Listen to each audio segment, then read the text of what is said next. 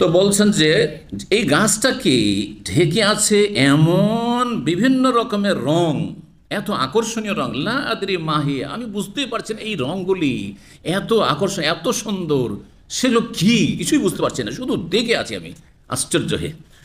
সুম্মা উদখিলতুল জান্নাত, তারপরে আমাকে জান্নাতে নিয়ে যাওয়া হলো। ফাইদা ফিহা, গিয়ে দেখলাম সেখানে জানাবেজুল লুলু, লুলু মানে মণিমুক্তা, হ্যাঁ সহজ ভাষায় মতি, মতি বুঝেন, হ্যাঁ মতি বলেন না, হ্যাঁ মণিমুক্তা, মণিমুক্তার কি জানাবেজ। এই জানাবেজ শব্দটির ব্যাখ্যা করতে গিয়ে বিভিন্ন ব্যাখ্যা করেছে। বাংলা অনুবাদক তো বলেছে ইট পাথর, তর্জমা করেছে একটা অনুবাদে দেখলাম, জানি না অন্য অনুবাদে কী আছে, কারণ কয়েকটা বোখারি আছে, কিন্তু একজন ইট আর পাথর, কিন্তু এটা সূক্ষ্ম অর্থ হয়নি, অনুবাদক সূক্ষ্ম অর্থ করেনি। জানাবেজ কথাটি খুব সহজ করে দিচ্ছি আমি বোঝার জন্য, বলবেন না কখন। জানাবেজ শব্দটি সম্পর্কে ইমাম আইনি তিনি লিখছেন যে এটি আসলে ফার্সি শব্দ, ফার্সি শব্দ যা উর্দুতে ব্যবহার হয় আর বাংলাতেও পর্যন্ত ব্যবহার হয়, বাংলায় ব্যবহার হয় জানাবেজ। জানাবেজ কিসের বহুবচন? জম্বুজের বহুবচন। আর জম্বুজ, হ্যাঁ গ কে জ বা জ কে গ পড়া আছে, গ কে, হ্যাঁ জকে জিমকে গ পড়া আছে না নেই? এখন মাস্টারিরা কি বলছে? জিভকে, জিভকে গিব, গিব বলছে না, জিভকে গিব বলে না, মাস্টারিদের সাথে চলাফেরা করেছেন তো, হ্যাঁ গিব, জি হ্যাঁ। তো জকে গ বলা কিন্তু আছে, আছে না নেই? তাহলে জম্বুজ, এই যে জিমটা এটা আসলে গ, তাহলে কি হয়ে যাবে?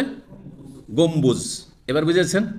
বললাম না যে গম্বুজ বাংলা তো আছে, গুম্বাদ ওইটাই হচ্ছে এতে উর্দুতে গুম্বাদ, ফার্সিতে গুম্বাদ। এবার বোঝা গেছে না? জি হ্যাঁ। তো শব্দটা যখন বহু বচন জমাতে নিয়েছে জানাবেজ, তখন মুশকিল হয়ে গেছে আর অর্থ করতে গিয়ে কেউ যে ইট পাথর, ইট পাথর দিয়েই গম্বুজ তৈরি, হ্যাঁ সাধারণত হয়, কিন্তু ইট পাথর দিয়ে তো তর্জমা করলে হবে না, গম্বুজ দিয়ে তর্জমা সহজ ভাষা, কারণ বাংলায় সুপরিচিত শব্দ এটি, তাই না? তো গম্বুজ কাকে বলে? মসজিদের ওপরে বুঝাইতে হবে গম্বুজ ধরনটা কি, হ্যাঁ ভেতরটা খোলা, হ্যাঁ ভেতরটা খোলা, হ্যাঁ এইটা হচ্ছে গম্বুজ। তো এই যে গম্বুজ, কিসের গম্বুজ ছিল সেগুলি? ফাইজা ফিহা, জান্নাতে গিয়ে দেখলাম জান্নাতের যে গম্বুজগুলি, জানাবেজ বহু বচন, তাহলে অনেক গম্বুজ, তাহলে গম্বুজগুলি হচ্ছে মণিমুক্তার গম্বুজ, মণিমুক্তার গম্বুজ। মসজিদ নববীর গম্বুজ দেখতে কত সুন্দর লাগছে, অথচ ইট পাথরের গম্বুজ বা কাঠের গম্বুজ, ধরেন কাঠের রং, দেখেছেন না দেখেননি? আবার এটা সরে যায় কিন্তু, হ্যাঁ মুভ করে, দেখেছেন? দেখেছেন প্রথম যখন তৈরি হয়, আমরা কিন্তু মদিনা ইউনিভার্সিটি যখন ছাত্র, তখন এই এলাকাগুলো তৈরি শুরু হয়েছিল, তার তৈরি শুরুর আগে প্রথম বছরটা পড়াশোনা করেছি, পুরাটা টিন শেড ছিল, আর শুধু ফ্যান চলতো আর খোলা একবারে রোদ পড়তো, এত গরম, ওইখানে কোনো রকম নামাজ পড়ে দৌড় দিতে বসা যেত না এই অবস্থা। আর তখন তো এত ভিড় ছিল না, কারণ উমরার রাস্তা তো খোলা টোলা ছিল না, যার ফলে গোটা বছর ওই হজের মৌসুম ছাড়া, হজের 1-1.5 মাস বা 2 মাস ছাড়া গোটা বছর, রমজান মাসে কিছুটা ভিড় থাকতো, বাকি আমরা ভিতর দিকে সবসময় ভিতর দিকে এসে সালাত আদায় করতাম। এমনকি আসর পরে এসে দেখি এখন তো কোনো চান্স নেই, অ্যাপয়েন্টমেন্টও পাওয়া যায় না অনেক সময়, কিন্তু তখন এসে রওজাতে খালি উঠে আছে, রওজাতে এসেও জায়গা পাওয়া যেত আসর পরে। আসর পরে যদি প্রথম বাসে চলে আসলাম, 10-12টা বাস প্রতিদিন নিয়ে আসে, মধ্যে ইউনিভার্সিটির এটা বৈশিষ্ট্য, মক্কা ইউনিভার্সিটিতে এটা এই ফ্যাসিলিটি নেই, নিয়ে আসবে আসার পর একবারে মাগরিবের আধা ঘন্টা পর্যন্ত 10-12টা বাস আসতে থাকবে, একটার পর একটা, একটার পর একটা, আবার এসা পরে শুরু হবে, এসার পরে রিটার্ন নিয়ে যাওয়া শুরু হবে, আবার রাত 10টা পর্যন্ত, 10:30 পর্যন্ত চলতে থাকবে। তো সুবহানাল্লাহ, ভিতরে এসে আরামসে পড়াশোনা হয়, আসরে বসলাম, এসা পর্যন্ত লেখাপড়া যা করা, হাদিস মুখস্থ করেছি, প্রতি বছর হাদিস আমাদের মুখস্থ করতে হয়, 10 পারা কোরআন মুখস্থ করতে হয়েছে, আর হাদিস মুখস্থ করতে হয়েছে হাদিস ফ্যাকাল্টিতে 250 করে, প্লাস কম্পিটিশনে 150 করে, এতগুলি করে হাদিস, 400-500 করে প্রতি বছরে হাদিস মুখস্থ। হ্যাঁ, তো এগুলো সব মসজিদ নববীতে করেছি, আলহামদুলিল্লাহ মসজিদ নববীতে করেছি।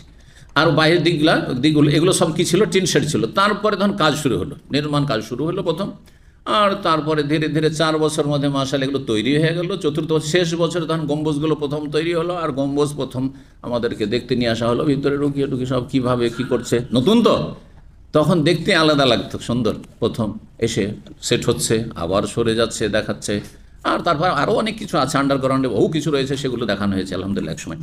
তো যাই হোক, বলছিলাম গম্বুজের কথা। ফাইজা বিহা জানাবেজুল লুলু, মণিমুক্তার গম্বুজ জান্নাতে দেখলাম অনেক। ওয়াইদা তুরাবুহার, জান্নাতের মাটি দেখলাম আল মিসকো, কস্তুরীর। কস্তুরি হচ্ছে মূল্যবান আতর, সেটা কি থেকে তৈরি হয়? মৃগ নাভি থেকে, মৃগ নাভি মানে হরিণের নাভি থেকে তৈরি হয়। জি, যা আমরা শুধু শুনতেই আছি। হ্যাঁ, আর কিছু আতর পাওয়া যায়, হ্যাঁ, নাম শুধু মিস্ক লেখা থাকে, কি মিস্ক, কিন্তু সে মৃগ নাভির গন্ধটাই হয়তো, হ্যাঁ, 1%ও নাই হয়তো। হ্যাঁ, জি, সব কেমিক্যাল। 6 নম্বর অধ্যায় বলছে বাবু কাউলিল্লাহ তাআলা। এই অধ্যায় হচ্ছে মহান আল্লাহর এই বাণী সম্পর্কে, ওয়াইলা আদিন আখাহুম হুদা। এই অধ্যায় শুরু করার আগে আর দু একটি কথা বলে নেওয়া ভালো হবে, কারণ সহিহ বুখারী সম্পর্কে অনেক ধরেন মাদ্রাসার ছাত্র, মাদ্রাসার যারা আলেম শিক্ষক অনেক সময় আমার আলোচনা শুনতে পারেন। এখানে জানাবেজ এটা হচ্ছে বেশি শুদ্ধ শব্দ এখানে, কিন্তু কোনো রেওয়ায়তে সহিহ মুসলিমে উনকি সহিহ বুখারীর কিছু কিছু নসখাতে হাবাইল এসেছে, জানাবেজ আসেনি, হাবাইল শব্দটি এসেছে। তো হাবাইল শব্দটির অর্থ কী হবে এটি সম্পর্কে নানা মত রয়েছে। একদল বলছেন না, জানাবেজটাই শুদ্ধ, আর হাবাইলটা এটা বিকৃত হয়েছে, তা সিফ।